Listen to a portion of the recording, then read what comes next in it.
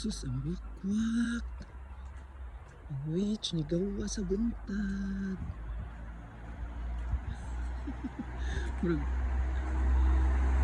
ako rin maritis daring napita mga dare.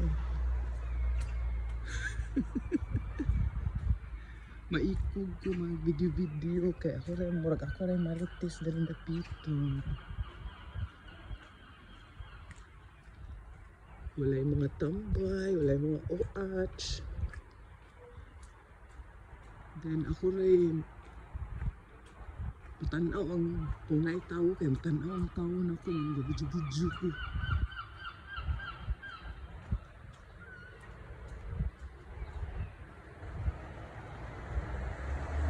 Magawas ko kayo ng marites. Wala ko kaubang marites dahil makakitaan. Uy, kung ano yung ipipit. So, ano ba? Balik sa tabalik. Sukol-sukol ang sinulas ko na ito. Singan ako carry bells ba?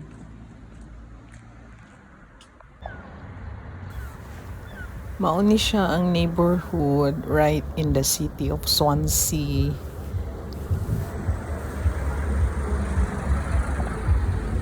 Landed ang mga balay pero 2-3 stories lang siya. Then medyo elevated ang some areas nga where the residences located. So nagsuri-suroy ko sa morning and ninaog sa mi sa city para mag-explore and daghan diri ang thrift stores. So kanang mga sakandahan na pre-loved. So nakakita ko diri og mga tablewares. So mao ni siya. Ang castle right in the city ra gyud, then around it na siya yung mga shopping boutiques. And around the castle na siya yung mga restaurants and cafe. So, nag-try out me of local pastries.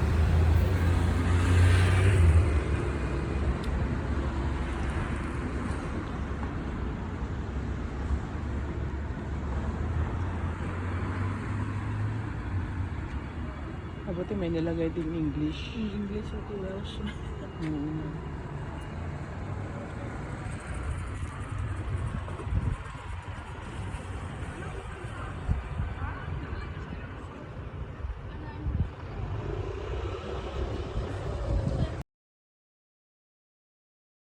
Here, mao ni siya ang mga establishment around the city, mga buildings nga i-convert nila to commercial spaces.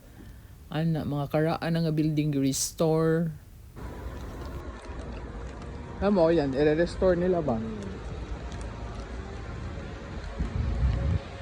Yung sa Cebu, yung Colon ba? Colon Street. Yun yung kasing Spanish, Spanish era ba? Ito, ganda ng ano.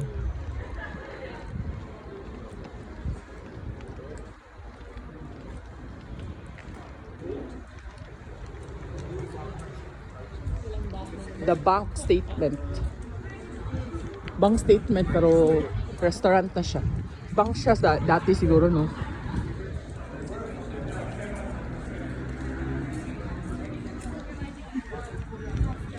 No fine bar. Marami rin pumupunta ng Borneo. Mga pub.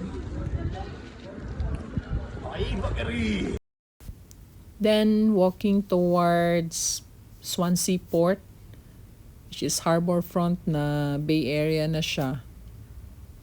Then from there, mo stretch me towards Mumbles.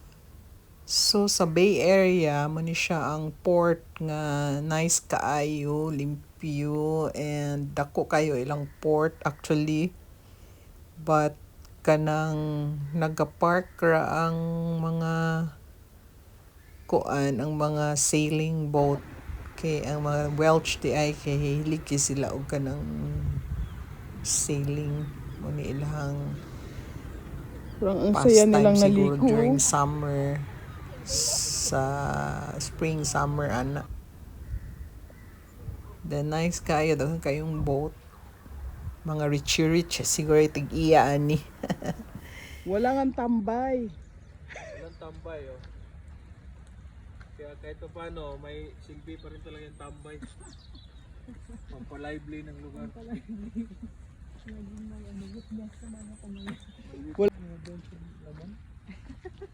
walang tao. Kasi nalito na, wala na. Hindi na magpamayo. Hindi magkamayaw yung ano. Yung tambay dyan. Mag-barbecue.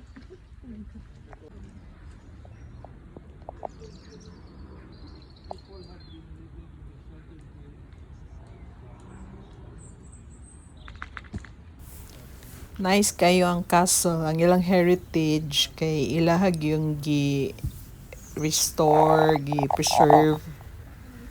So gina-enjoy gyapon siya sa mga locals and mga tourists. Then ilahag yung gi-value ang ilahang culture, tradition. Na siya makita ni kani nga castle lookout ni siya sa Swansea. Then after ani nanganaog mi sa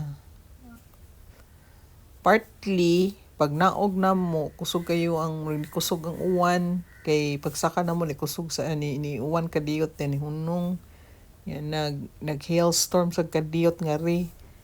Then mao ni siya ang kuha na mo dito background ang castle. Dili kay siya ingon dako na castle pero enough to maybe during war look out gid siya nice ang iyang location na siya sa hilltop. Then mo ni siya tugnaw kaayo ni kalit siya tugnaw kay very erratic gid ang weather didto sa usahay kay mo sunny day, maybe transition man gud ni siya from winter to spring. So napay naabtan gamay na murag kuan ni bloom na padong spring. So ninaog mi sa Mumbles ni siya nga area. Then nag-explore pod around the Mumbles. Then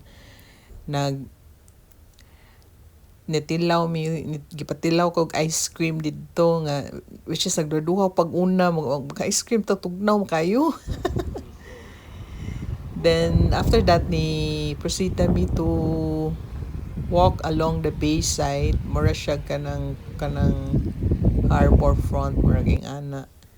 Then nice kay nga area. This time kay naggawa sa dang ubang mga tao kay ni start naman tato siya og kanang sunny day, sunny time or padung sunset ana. So wala na siya Doon uwan. talaga oh. So ni walk me towards the murag na siya carnival nga kanang naa siya sa harbor. And na mga churches pod pero more diri man gud sa Wales kay or even maybe sa UK castle ang ilahang daghan instead of kanang church nga kanang doon na ay mga heritage nga mga karaan nga church pero ang castle gud ang murag highlight nga kanang spots nga ginadayo sa tourist. Then kani nga area kay Bayside. Then ang mga locals mo go out sila for dining ing ana nasa dinhi na ay daghan restaurants along the bay. So kung dili tugnaw daghan magtambay pero ay wala siya dili magtambay pero kanang mo go out gid sila to have a dining sa ilang mga restaurant with friends, with family. So makita nimo ang area nga commercial siya daghang mo visit nga mga locals. Mostly locals kay ang Wales mango dili kay siya kanang kanang geographical location sa area, medyo layo siya sa London, or unless kung ang mga taga city kay mo makita sila og kanang countryside. So kani area sa Swansea, nice kay siya nga area to relax, to chill ana. So mao na ni siya ang murag kanang sa unang panahon nga lookout. Then na siya mga restaurants. Kani siya kay very traditional ni siya, restaurant ni siya, pero dili siya kanang wala lagi publish ba nga restaurant ito. Kani commercialized na kaayo ni siya nga part dito sa Mumbles. Yeah, daghan pod ang kanang alfresco dali. So maybe kanang during summer daghan dang tawo nga mo dayo dali from kanang mga gikan dito sa taga city. Ano siya kanang countryside vibe, then ang place kay hilom ana ba. Pero I don't know kung kay kami pag-ari na mo spring pa man siya, transition pa man siya mo nang wala pa kasi tao. So ang nakita na mo nga ri is naga-walking lang for exercise ang mga locals.